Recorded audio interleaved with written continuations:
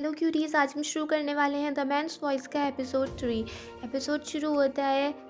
नेत्सुमे कहता है मुझे तो यकीन ही नहीं होता वो आदमी तुम्हारे साथ ऐसा कुछ करने वाला था।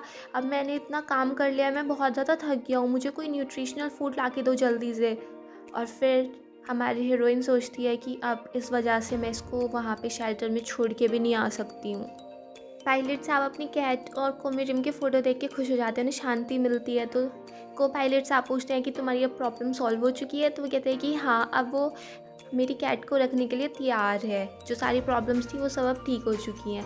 तो को पायलट साहब पूछते हैं कि मतलब तुम उसको जानते हो कि जिसको तुमने दी है। तो कहते हैं नहीं, वो बस मैं जिस स्टोर में नॉर्मली जाता था वहाँ पे वो पार्ट टाइम एम्प्लॉई है और वो ट्रस्टवर्दी लगती है, तो मैंने उसको अपनी कैट दे दी। नेत्सुमे कहता है कि क्या तुम्हें पायलट ने कांटेक्ट किया। तो हीरोइन कहती है कि नहीं, मैं नहीं बता रही तुम्हें। नेत्सुमे कहता है कि चलो कम से कम तुम ब्यूटीफुल नहीं हो और ऑनेस्ट भी नहीं हो, तो कम से कम कुछ तो होना चाहिए ना। ऐसी बेड पे पड़ी हो, इतनी लेजी हो रही हो, कुछ लेके आओ मेरे लिए, मुझे बहुत भूख लग रही है। कोमिरिम कहती है कि तुम्हें पता नहीं है क्या, मैं पार्ट टाइम एम्प्लॉय हूँ, मेरे पास रुपए नहीं है, मनी ख़त्म हो गई है मेरी। नेत्सुमे कहता है कि अगर मुझे ऐसे पता होता ना तो मैं ऐसी निकलोगी, मैं तुम्हारी जान भी नहीं बचाता। मैंने अपनी जान पे खेल के तुम्हारी जान बचाई और अब तुम मुझे कुछ स्नैक्स ला के भी नहीं दे सकती हो। तुम्हें पता नहीं है कि मेरा ऑनर कौन है। कोमिरिम पायलट साहब को याद करती है, वो कहती है कि हाँ हाँ, मैं मॉर्निंग में दिला दूंगी ना, तुम टेंशन मत लो। फिर नेत्सुमे कहता है यू अगली एंड हार्टलेस वुमेन, मुझे इतना तो खिला दो कम से कम। फिर वो कह देता है कि चलो लाइट बंद करो। नेक्स्ट डे कोमिरिम पहुंच जाती है स्टोर में सामान खरीदने नेत्सुमे के लिए, बट सारे सामान बहुत ज़्यादा एक्सपेंसिव थे।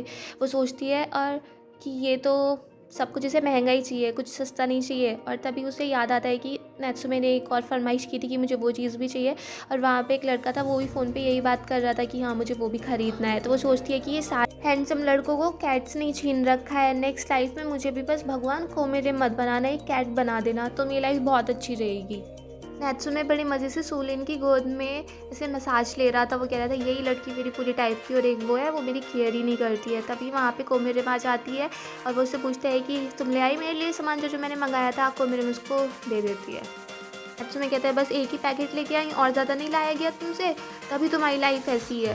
फिर वहाँ पे रूम में ले जाके सोलन को बताती है कोमिरिम की उस पायलट की वजह से मुझे नेत्सुमे को यहाँ पे रखना पड़ रहा है। और फिर वो कहती है कि तुझे याद है ना बचपन में जैसे तूने जब मॉब की वॉलेट से रुपए चुराए थे और उसका इल्ज़ाम मैंने अपने सिर पे ले लिया था। तो उसकी बहन कहती है कि फिर मैं पकड़ी भी तो गई थी, उसका फ़ायदा क्या हुआ। तो वो कहती है तुझे याद है ना बचपन में मैं कैसी थी, मैं कितनी ट्रू थी, मैं कितनी प्योर थी, मैं आज भी वैसी हूँ, तो तुझे मेरी साइड ही रहना है, ठीक है। तो उसकी बहन कहती है कि हाँ मुझे लग ही रहा था, तू ये तो जानवरों से प्यार व्यार भी नहीं करती, फिर अचानक से एक कैट को कैसे ले आई। कोमिरिम कहती है कि पता नहीं मुझे क्या हो गया है, मैं आजकल उस कैट की बातें समझने लगी हूँ। वो कैट ह्यूमन लैंग्वेज बोलती है और मैं उसकी सारी बातें समझ जाती हूँ। जब से मुझ पर बिजली गिरी है उसके बाद से सब कुछ हो गया। और उसकी बहन उसको देखती है कि तू ठीक तो है ना, उसका माथा वाथा चेक करती है कि तुझे बुखार तो नहीं है, सब ठीक है। कोमिरिम कहती है कि तुझे मेरा भरोसा करना पड़ेगा। वो कहती है कि चल तू एक नंबर सोच। और फिर वो नेत्सुमे से पूछती है कि बता इसने क्या सोचा। तो नेत्सुमे कह देता है 3। और जब वो अपनी बहन से पूछती है तो उसकी बहन कहती है नहीं मैंने तो 1 सोचा था। तो नेत्सुमे कहता है हाँ शायद उसने 1 ही सोचा था। फिर वो कहती है चलो एक बार और ट्राई करते हैं। वो सोलियन से कहती है कि चल इस बार कोई एक वर्ड सोच। वो सोच लेती है। उसके बाद वो नेत्सुमे से पूछती है कि उसने क्या सोचा। तो नेत्सुमे कहता है राइस प्लेट, मतलब वो उसे कुछ बताता नहीं है। और फिर वो उस पर बहुत भड़क जाती है कि तुम ऐसे कर रहे हो ये, और वो बहुत ज़्यादा गुस्सा करने लगती है। तो सोलियन कहती है देख तू शांत हो जा, तेरा दिमाग ख़राब हो गया है। जब हम खाना नहीं खाते हैं तो हमारे कुछ ऐसी ऐसी प्रॉब्लम्स हो जाती हैं, तो पहले खाना खा लेते हैं फिर और बातें बाद में करेंगे। कोमिरिम की बहन उसे ज़बरदस्ती खींच के ले जाती है कि चल मैं तुझे खाना खिलाऊंगी। और वहाँ पे नेत्सुमे कहता है कि बहुत शोर मचा रही हो, तुम जाओ यहाँ से, मुझे सोना है।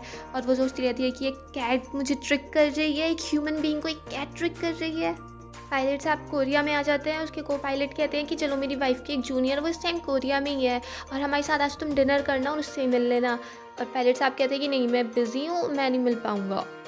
को पायलट कहता है कि हाँ मुझे पता है तुम अपनी कैट के साथ बिज़ी हो ना। तो तेहुआ कहते हैं कि हाँ मैं अपनी कैट के साथ ही बिज़ी हूँ, आप फॉर्च्यून टेलिंग की शॉप खोल लो, आपको सब पता रहता है। कोमिरिम के स्टोर में एक लड़का उससे पूछता है कि आप आज रात को फ्री हो। और कोमिरिम बड़ी खुश हो जाती है कि 2 साल के बाद मेरे साथ ऐसे पहली बार हो रहा है। और जब भी वो हाँ बोलने वाली थी तभी वहाँ पे पायलट साहब आ जाते हैं स्टोर में। तो वो मना करती थी कि नहीं मैं बहुत ज़्यादा बिज़ी हूँ, और वो उसको भगा देती है वहाँ से। कोमिरिम कहती है कि नेत्सुमे मेरी बहन के साथ है और वो मेरी बहन को बहुत ज़्यादा पसंद करता है।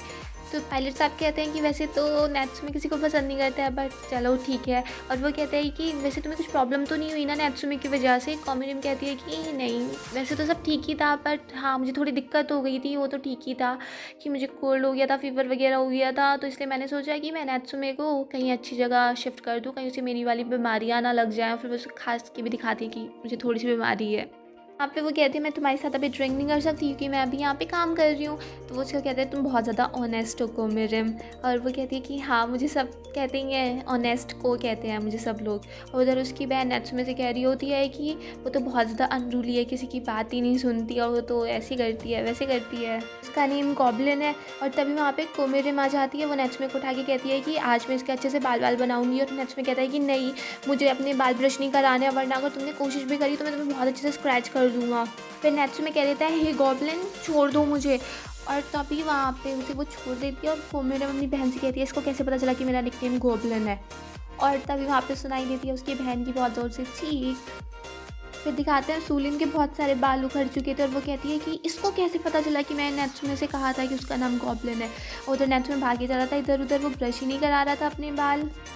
फिर वो पकड़ के नेत्सुमे के बाल ब्रश करने लगती है। और नेत्सुमे कहता है कि तुमने क्या इस बारे में सोचा कि तुम मेरी कीपर सच में बन जाओगी, क्योंकि मेरा ऑनर काफ़ी बिजी रहता है और तुम मेरी कीपर बन सकते हो, तुम फिर उसके काफ़ी करीब भी आ सकती हो और वो तुम्हें काफ़ी थैंकफुल भी फील करेगा, तुम्हारे लिए ग्रेटफुल रहेगा।